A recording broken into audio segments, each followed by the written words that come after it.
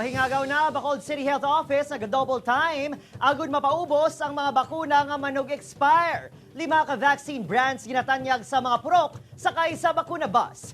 Yan nga itong gintutukan.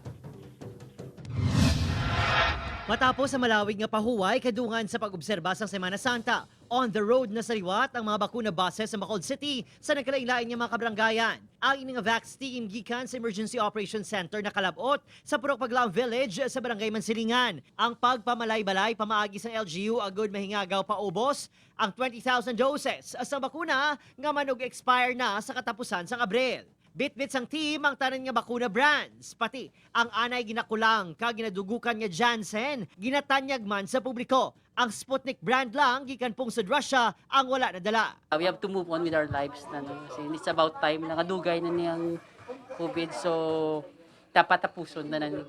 Kag we need everybody's cooperation. That is why subong hindi nakabuto magpila, arin na kami subong nga kapang balay-balay na gid sa inyo.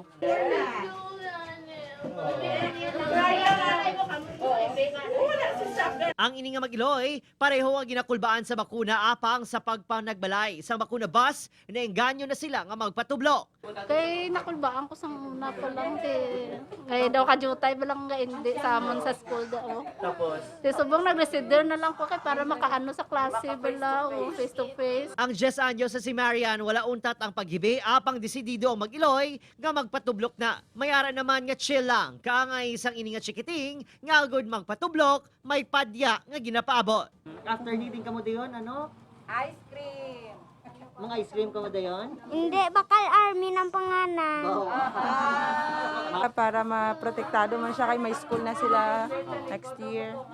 Ma-open na ang face-to-face siguro. Una na nagpabutyag sang kumpiyansang CHO nga mapaubos ang nasambit nga mga bakuna. Samtang, may paandam naman ang CHO sa mga pumuluyo sa mga balatian sini nga summer season. Gani, masaga kabagay kuno nga magpabakuna na kontra COVID kag sa iban pa nga balatian. Magwa na bala ang mga measles, sa mga conjunctivitis, sa mga ano na bala mga sakit sa mata. Therefore, kinahanglan gid naton ang bakuna man nga ini at the same time maproteksyonan naton sila bala. Nagapanawagan man ang EOC sa mga private subdivision nga luyag padulungan nga magpatigayon sa Vaccination Day agud mas madamo pang mabakunahan sa Bacolod. Upod, Kerinal Casilio, Adrian Priatos, 1 Western Visayas.